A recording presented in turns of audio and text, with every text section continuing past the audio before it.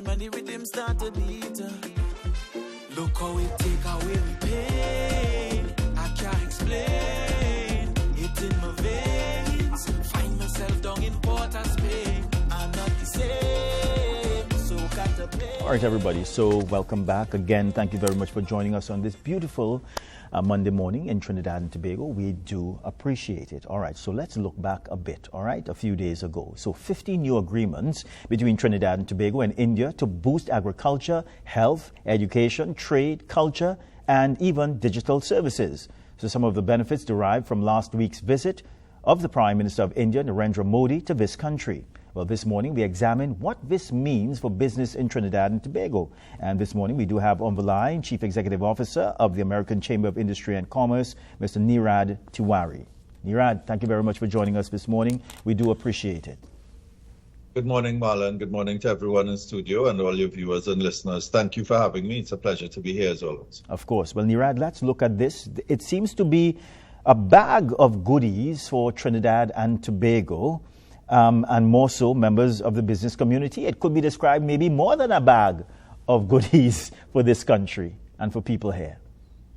Well, I think, the proof of the pudding is always in the eating. So I think we're entering into a whole new era in global affairs. And it's clear that we have moved from a unipolar to a multipolar world, meaning that as the big states in the world seek to expand their influence, they are looking for strategic partners in different ways in which to expand that influence or through which to expand that influence. And in the Caribbean, we have an opportunity because of our strategic location to leverage that in a mutually beneficial way with a number of new states. So states in Africa, states certainly in Asia, and of course, reorganizing our relations with states in Europe as we also deepen and strengthen ties with the US, our largest trading partner, opportunities with Canada and in Latin America.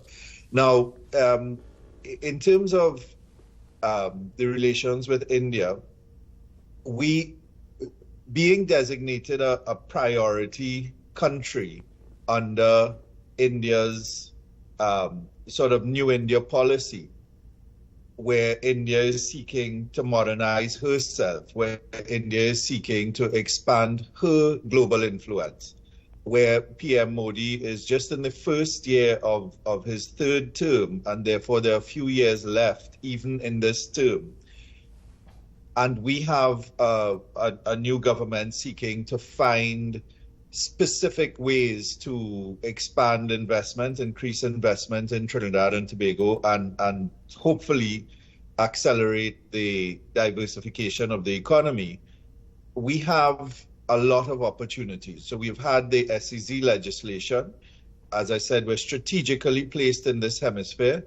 There are 85 iTech scholarships that were announced. So if we look at just even agriculture and technology or the tech industry, there are massive, massive opportunities for deepening the relationship and attracting investment, not just for investment that would be outward looking toward the US, toward Canada, toward Latin America, but also for local firms to partner and grow alongside Indian technology, Indian expertise, and Indian firms that may be here. A little told story is that Uruguay, a country of 4 million people, literally at the end of the earth, at the southern tip of South America, started its tech industry when Tata Consulting would have become an anchor tenant in what later became one of their most important technology parks. And it is with that they got the status, having a company like Tata Consulting there. With that, they were able to grow their technology industry. And so we can do very similarly here by finding one or two anchor firms with knowledge, expertise, and global linkages in the sectors that we want to develop and grow from there. I mean, can you imagine if we increase tourism just on diaspora tourism, where Indians want to see how we have preserved our traditions, how we have built monuments, building on our Indian ancestry, and how we live together here in ways that even I think people in India would love to see, where we have mosques and temples and churches all on the same street, and all with links back to Indian ancestry. Let's talk a little bit, Nirad, as to, because I think that it is safe to say that our relationship with India, and I'm speaking about the business relationship, it has been a very, very long relationship. But how has that experience been for our locals here? How has that worked? And because of these new initiatives that we are seeing here, I'm sure that you would have some business people saying this morning, well, here's what. We are interested, but how do we get our foot into India? And I guess what maybe I'm asking is that how is this going to roll out? Is it going to happen through the Indian embassy? What mechanisms are going to be put in place so you have an ease of doing business with India?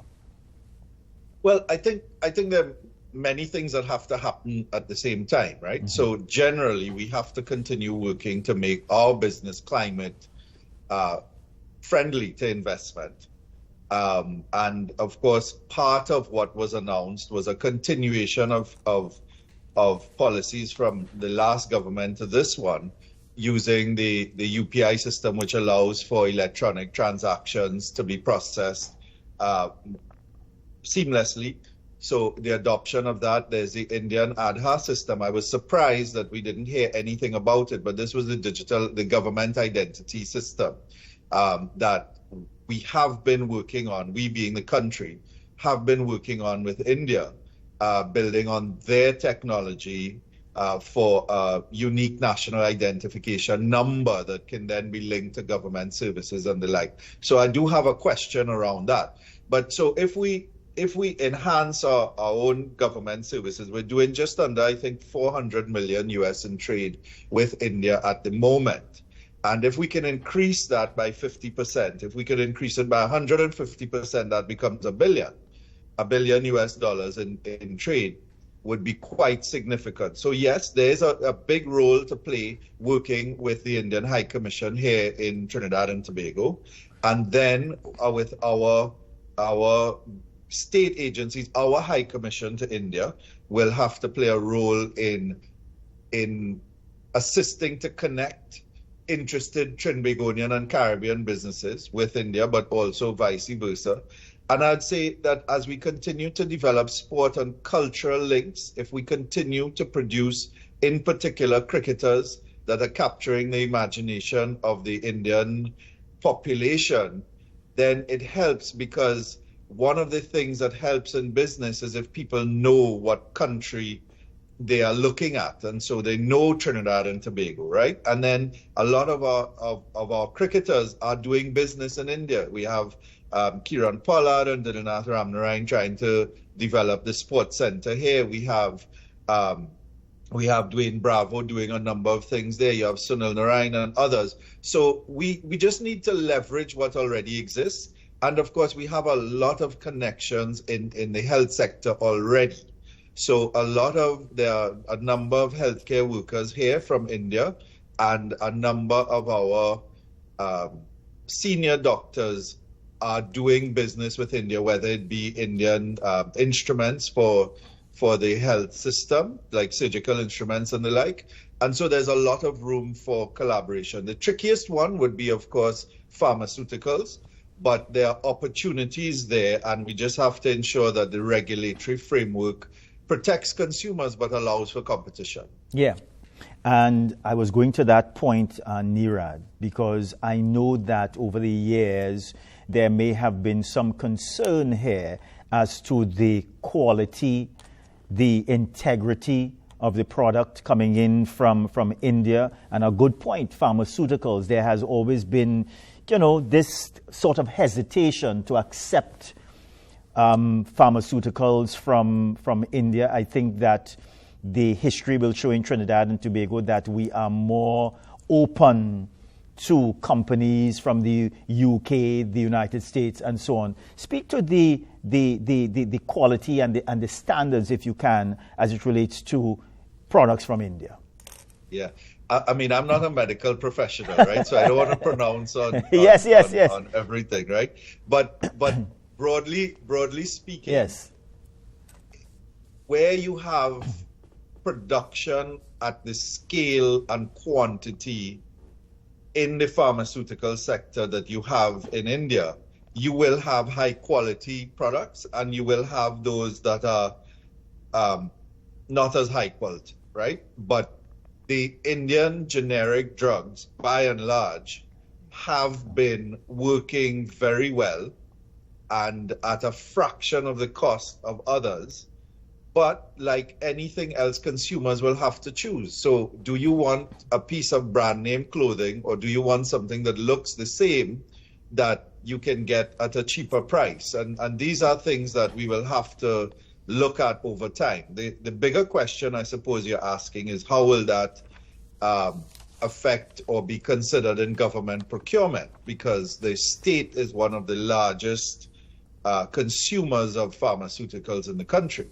And that is a question that I cannot answer. But what I would say is that I would be very uncomfortable if any state, if our state in particular, were to say that they are simply not buying or not considering the potential value for money proposition of something because of a perception that may not be rooted in reality. And so what I mean is, there would be examples of pharmaceuticals that have worked in other places and that have delivered the intended result at a good price, and we should always look at that. We'll never forget that the AstraZeneca vaccines that were produced in India were some of the best in terms of the results and the long-term effects, and did a lot for us here in Trinidad and Tobago and the Caribbean at a time where we were not able to get others. So I personally don't have an issue with Indian pharmaceuticals broadly any more than I have from anywhere else in the world. Yeah. And the only reason why I mentioned pharmaceuticals is because of our long history as a country with India as it relates to this area. But of course, I'm also speaking about machinery, and other items that we do have business with. India has been on a journey, right, of industrialization in many ways. So if, for example, not that maybe this will be a conversation we'll have in some years to come. It's not a conversation now, but India traditionally was simply a consumer of defense products, buying primarily from Russia, and in its recent history starting to buy some from the US. And now India is producing a number of indigenous pieces of hardware for its defense sector. India is planning a manned space mission. They've already put an unmanned space vehicle on the moon. And so the deliberate technological advancements in India would be an opportunity for us to see where we may be able to collaborate. And in terms of agriculture, it's not just about the hardware technology, it is about the process technology in farming and how you organize your farms and your crops to get greater yield and greater production on the quality of the seeds and the like. And India definitely has a lot that they could share with us in that regard. Yeah. Speak a little bit, and because I know that you did touch on this earlier, the UPI, T&T to adopt India's UPI, also to explore DigiLocker, eSign, GEM, and there's also QIP agreement up to 5 projects annually at $50,000 US each. They also speak about UE to host revived academic chairs in Hindi, Indian studies, and Ayurveda, and OCI cards extended to 6th generation T&T citizens of Indian descent. Yeah, Well, that's a whole lot, right? That's like a week of morning edition to go through each one of those.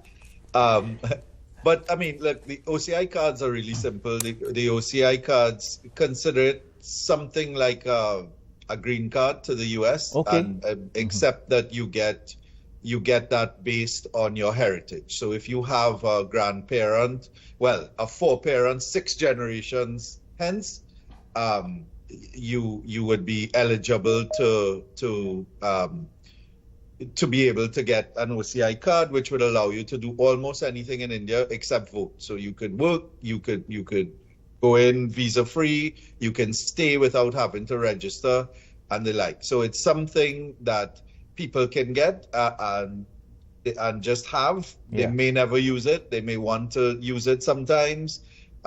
For kids who want to do a gap year, it might be useful because they can work and earn and not have to worry about it. So there are many options with that, and we'll see how, what the uptick is like. Yeah. There are not many 6th generation, from what I know.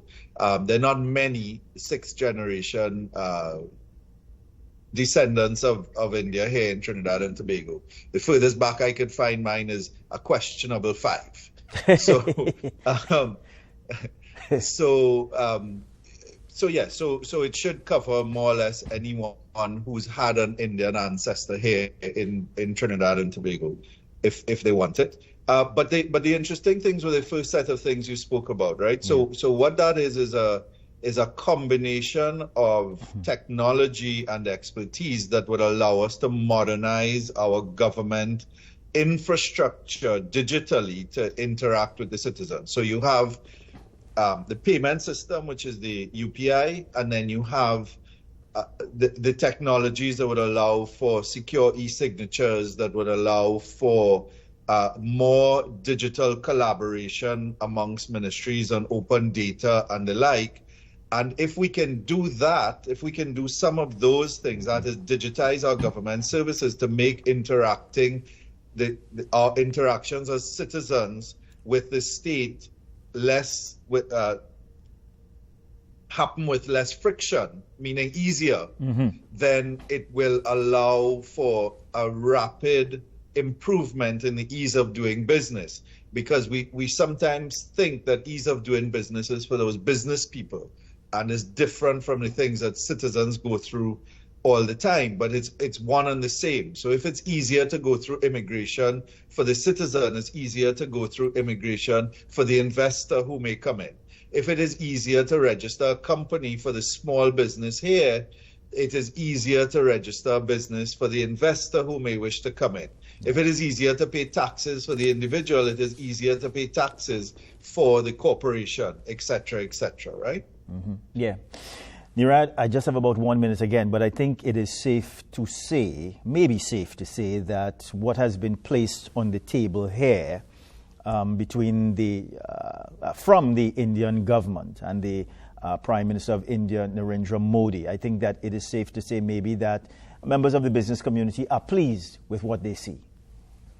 Yeah, I think so, and I think that we have to be, like anything else, time and place matters, right? And because the Indian government is in this mode of trying to project its global influence to a greater extent, and because it sees the strategic value in Trinidad and Tobago, not just because of the diaspora, but because of our location, because of our historical ties, we need to seize the moment. We being the country, the government, the business community, and leverage that. And the Indian state's philosophy over the last 11 years or so under this government has been one of greater cooperation and collaboration. And therefore, we will do what we can as a business community to try and unlock that and support the state-to-state efforts that will support that from a framework point of view.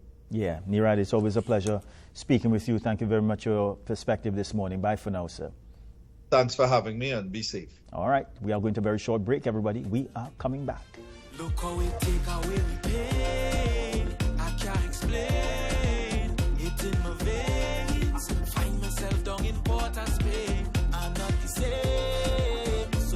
play.